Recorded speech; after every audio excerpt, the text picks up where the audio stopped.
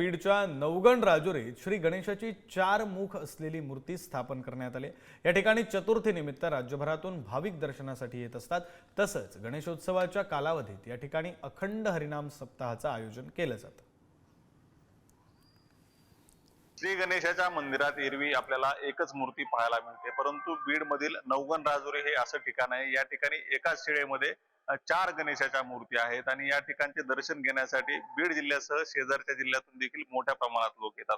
गणेशोत्सवाला प्रारंभ होतानाच या ठिकाणी सप्ताहाचा देखील प्रारंभ होतो आणि मोठ्या उत्साहात या ठिकाणी भाविक यामध्ये सहभागी झालेले असतात। आपण पाहू शकतो कशा पद्धतीनं या एकाच शिळेमध्ये 4 बाजूला 4 गणेशाच्या मूर्ती आहेत आणि मोठ्या भक्तिभावाने याच्या दर्शनासाठी भाविक येत असतात। या ठिकाणचा जो उत्सव आहे तो देखील आगळा वेगळा असतो आणि एक वेगळी परंपरा नवगण राजुरीच्या या संस्थांना जपली आहे। आपल्यासोबत अमृताश्रम स्वामी आहेत। काय सांगाल महाराज, या ठिकाणचं काय वेगळेपण आहे? एकाच शिळेमध्ये 4 गणेशाच्या मूर्ती।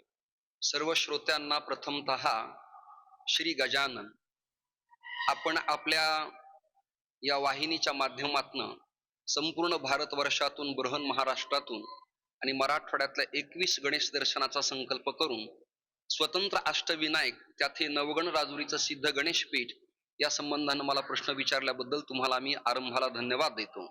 ही जी चतुर्मुख मूर्ती आहे ही ब्रह्मदेव स्थापित आहे आणि ही ब्राह्मण, क्षत्रिय, वैश्य, शूद्र सर्व वर्णाला पूजेचा अधिकार प्रतिपादन करणारी मूर्ती आहे। धर्म, अर्थ, काम आणि मोक्ष चतुर्विध पुरुषार्थाचं प्रतीक अशा प्रकारे ही मूर्ती आहे आणि चारी दिशाला व्यापक अशा प्रकारची मूर्ती आहे।